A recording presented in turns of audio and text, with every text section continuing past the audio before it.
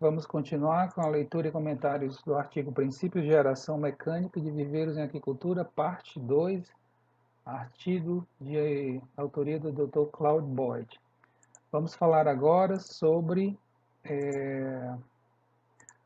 aeradores mecânicos, tá? Que é o ponto 3.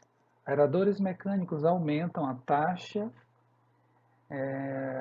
pela qual o oxigênio do ar entra na água por fornecer uma área superficial entre o ar e a água para facilitar a difusão, certo?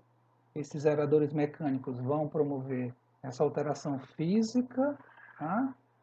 Em um determinado volume de água, a área da água exposta ao ar vai aumentar e isso vai facilitar a entrada do oxigênio, a difusão do oxigênio atmosférico na água.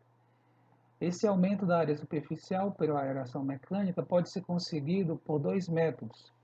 Primeiro, a água pode ser espalhada, né, lançada para cima, para o ar, para aumentar essa área superficial e acelerar a taxa de difusão. É o que os aeradores de pá e a bomba vertical fazem. O outro modo é a produção de muitas pequenas bolhas, né, bolhas de ar, são liberadas dentro da água e vão criar uma área superficial maior entre as bolhas e a água, através do qual o oxigênio das bolhas entra na água, tá? Então, milhares e milhares de bolhas são lançadas dentro da água, certo? E o oxigênio presente dentro das bolhas vai se difundir, vai passar para a água, tá? Quanto menor as bolhas, maior vai ser essa eficiência de transferência de O2. Então são esses dois tipos principais de aeradores mecânicos, né? Um que se baseia na movimentação da água para aumentar o contato da água com o ar, né? Essa água ela vai ser lançada para cima, ela como formando um grande spray, né? Um grande borrifo, movimentação de água, e isso vai aerando a água. E o outro método é a produção dessas pequenas bolhas de ar que são lançadas diretamente dentro da água e o oxigênio passa da bolha para o corpo d'água. É importante notar que os aeradores serão mais eficientes quando as concentrações de oxigênio dissolvido na água forem realmente baixas, para que a força, né, que causa o oxigênio entrar na água, já que essa força é a diferença de pressão existente entre o oxigênio no ar e o oxigênio na água. Tá? Então, os aeradores eles vão incorporar muito oxigênio se a concentração de oxigênio, claro, for baixa. Se você já tiver concentrações próximas da saturação, você vai ter um equipamento ineficiente operando. Você vai ter um gasto energético aí, de energia, né, elétrica, sem ter o resultado que justifique isso, porque a água ela vai incorporar muito oxigênio. Agora, se ela está desoxigenada, não, né? Você vai ter um equipamento de alta eficiência. Além disso, quando a água está supersaturada, né, quando acontece, por exemplo, em viveiros, tanques eutrofizados durante a tarde, quando ela está supersaturada com oxigênio dissolvido, a maior parte dos aeradores transfere oxigênio da água para o ar, ou seja, eles vão atuar como desoxigenadores, né? O trabalho contrário da finalidade, pelo menos inicial, a qual ele foi fabricado. Ele deixou de ser um oxigenador para ser um desoxigenador. Nessa imagem, uma bomba vertical que vai causar esse efeito chafariz, tá?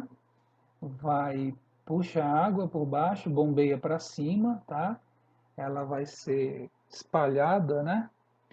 Ela vai ser lançada para o alto. Aquele mesmo volume de água, ele vai ter a área superficial muitas vezes aumentada, com isso facilita a difusão do oxigênio do ar para essa água. Quando a água cai, né, ela volta para o tanque, ela já volta com concentração de oxigênio maior, certo? É a chamada bomba vertical ou o chafariz. Vamos para o ponto 4, que é circulação da água, certo? Circulação da água. Em adição à transferência de oxigênio para a água, os aeradores eles também circulam a água do tanque do viveiro, é diferente, né?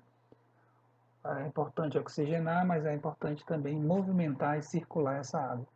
A circulação da água é benéfica porque movimenta a água oxigenada, né? Faz com que essa água oxigenada se afaste do aerador e evite que se crie em torno do aerador uma zona de saturação de oxigênio que levaria à perda de transferência do equipamento. Imagina se aquela água oxigenada pelo aerador permanecesse ali na vizinhança, circunvizinhança, né? Permanecesse ali próximo do aerador. A água ficaria saturada, né, de oxigênio.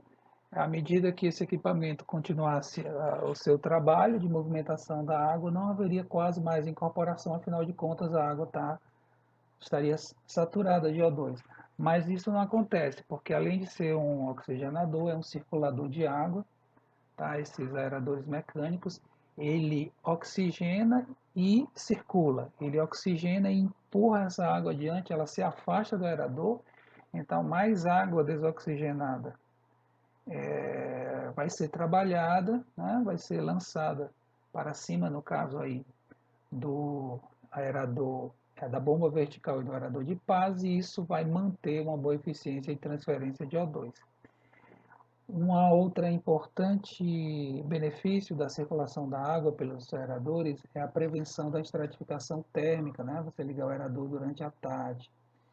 Os aeradores eles vão produzir correntes, tá, de água que vão transportar oxigênio por todo o tanque viveiro para uso da espécie. Então não fica localizado, né? Aquela água, aquelas massas de água oxigenadas vão ser distribuídas de modo ideal por todo o tanque, certo? Formam-se ondulações, né, na superfície da água causada por essa circulação da aeração mecânica, que vai favorecer a difusão de amônia e de outros gases tóxicos para a atmosfera, tá? Então essa agitação da água superficial, né, causada pelos aeradores de paz e pela bomba vertical, principalmente pelo aerador de pá, vai acabar volatilizando esses gases tóxicos, como o amônio. A circulação também vai fornecer água contendo oxigênio dissolvido, vai levar essa água para a parte da coluna d'água em contato com o solo, né? A água de fundo. Isso vai evitar que se formem zonas anaeróbias nos sedimentos, certo? Então é uma das razões para os viveiros e tanques não serem profundos, porque senão esses equipamentos eles não conseguiriam levar esse oxigênio produzido na superfície para o fundo, caso a profundidade fosse maior do que, por exemplo, 2 metros de coluna d'água. Em viveiros intensivos, tá? A aeração é necessária durante o dia para fazer com que haja circulação dessa água, mesmo que pouco ou nenhum oxigênio seja transferido para a água. Tá? Então, é a história da estratificação térmica, né? Se você está num sistema intensivo, em que a água está muito eutrofizada, né, pode acontecer a estratificação térmica. Então, do ponto de vista do oxigênio, não faria sentido ligar o aerador, mas do ponto de vista da circulação faz todo sentido. E para evitar que a água de fundo fique desoxigenada, você liga durante o dia para promover a circulação vertical e quebrar, ou prevenir ou quebrar a estratificação. Entretanto, a quantidade de aeração aplicada Geralmente deve ser reduzido durante o dia, tá? Para minimizar as perdas de oxigênio para o ar e diminuir os gastos energéticos. Então, você não vai aerar, nesse caso, durante o dia, à tarde, da mesma forma que você aera à noite, tá? A carga de aeração aplicada durante o dia vai ser menor do que durante a noite. À noite, a aeração aumenta para prevenir baixas concentrações de oxigênio dissolvido, tá? Aqui uma imagem de a utilização, tá, de compressores de ar, os famosos sopradores, tá, com um sistema de mangueiras perfuradas, microperfuradas, ou mesmo até pedras porosas, tá, que vão produzir bolhas no fundo que sobem para a superfície. Tá? Sistemas de geração de ar difuso liberam bolhas de ar próximas à superfície e essas bolhas sobem através da coluna d'água. Tá? É uma outra alternativa de aeração, que são os sopradores de ar, certo? Vamos para o ponto 5, que fala sobre tipos de aeradores, tá? Tipos de aeradores, vamos ver. Existem muitos tipos de aeradores mecânicos, tá? Os tipos mais comuns são três tipos, né? Existem os aeradores de paz, as bombas verticais, que pertencem à mesma categoria, ou seja, movimentam para cima a água superficial, que vai se oxigenar em contato com a atmosfera, e existem o aerador de turbina, tá? Que vai criar aquelas pequenas bolhas, vai lançar sob pressão dentro da água, e à medida que essas bolhas elas se movimentam, elas vão transferindo o oxigênio para a água, tá? E um quarto tipo é o compressor de ar que a gente estava falando agora, certo? Então são basicamente quatro tipos: aeradores de paz, bombas verticais, os compressores de ar e os aeradores de turbina. Em relação ao aerador de turbina, tá? Que é exatamente esse da foto que vocês estão vendo aí, tá? A bomba fica do lado de fora, ela aspira o ar, né? Existe um eixo que gira rapidamente, que vai pelo princípio de Venturi produzir pequenas bolhas dentro da coluna d'água, que são lançadas a uma profundidade maior, vão subindo e à medida que sobem, oxigenam a água, tá? Esse é o famoso aerador de turbina, em que vai liberar essas pequenas bolhas de ar, tá? Criar uma turbulência na água por esse eixo rotatório em giro rápido. Então, essa próxima imagem do slide vai resumir aqui, por imagens, né, os principais tipos de aeradores mecânicos usados em apicultura. À direita, o aerador de pá, acima, na parte de cima, a bomba vertical, que vai trabalhar como se fosse um chafariz, tá? Na parte esquerda de baixo, a gente tem mais à esquerda os sopradores de ar, tá? E na parte esquerda mais central a gente tem o aerador de turbina, tá? O aerador turbinado, certo? Então esses são os quatro tipos principais de aeradores mecânicos. Vamos para o ponto 6, que fala sobre eficiência da aeração mecânica, certo? Eficiência da aeração mecânica. Vamos ver aqui. Eficiência da aeração mecânica. Os aeradores mecânicos estão sujeitos, né? Eles são submetidos a testes de transferência de oxigênio, tá? E os fabricantes geralmente apresentam os resultados desses testes em índices, né? Existe o SORT e o SAI, né? São os dois índices mais importantes.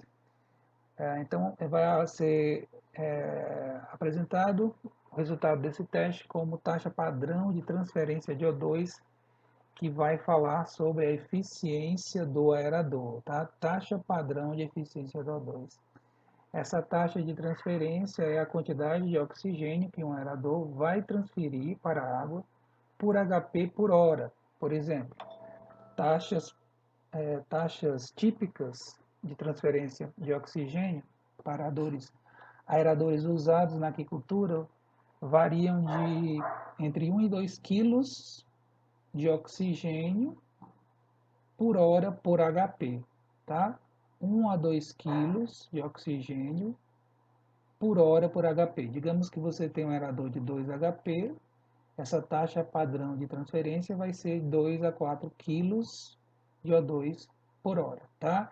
Mas esses valores varem, essa taxa é a taxa padronizada, foi aquela obtida no teste, né? A temperatura, no caso, padrão é 20 graus, a água do tanque de teste, ela tem a concentração inicial de O2 zero, e além disso é água da torneira, é água doce limpa, tá? Em operações reais de criação animal, tá? Você não espera o oxigênio zerar para ligar o aerador, você põe para funcionar antes disso. Digamos que você tem aí uma concentração de 3 e 4 miligramas por litro e aciona o aerador, a taxa real de transferência vai ser de 40% a 50% daquela taxa padronizada, tá? Que aparece na plaquetinha do equipamento. Então, aquele nosso aerador que tinha de 2 HPs, que tinha uma taxa padrão de 2 a 4 quilos de O2 por hora, a taxa real, tá, vai ser de 1 a 2 quilos de O2 vão ser transferidos por hora de operação desse aerador de 2 HPs. Já estamos aí com 16 minutos.